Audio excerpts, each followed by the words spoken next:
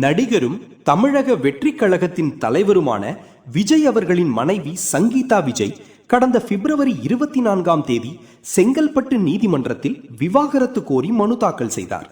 விஜய் ஒரு முன்னணி நடிகர் மற்றும் அரசியல் தலைவர் என்பதால் இந்த விவகாரம் பெரிய பரபரப்பை ஏற்படுத்தியது.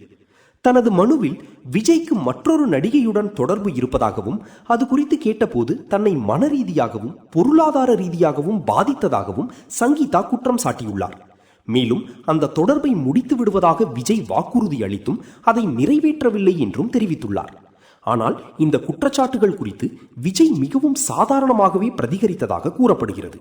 இதற்கிடையில் விவாகரத்து விவகாரம் வெளிவந்த சில நாட்களிலேயே நடிகை ட்ரிஷா கிருஷ்ணனுடன் ஒரு திருமண விழாவில் ஜோடியாக கலந்து கொண்டது மேலும் சர்ச்சையை தூண்டியது. இந்நிலையில் இந்த விவாகரத்து வழக்கு இன்று செங்கல்பட்டு குடும்ப நல நீதிமன்றத்தில் விசாரணைக்கு வருகிறது. முதல் கட்ட விசாரணைக்காக விஜய் நேரில் ஆஜராக வேண்டும் என்று நீதிமன்றம் சம்மன் அனுப்பியுள்ளது. ஆனால் இன்று விஜய் திருவள்ளூர், பொன்னேரி, வில்லிவாக்கம் பகுதிகளில் தேர்தல் பிரச்சாரத்தில் ஈடுபட உள்ளதால் அவர் நீதிமன்றத்தில் ஆஜராக வாய்ப்பு குறைவாகவே இருப்பதாக கூறப்படுகிறது.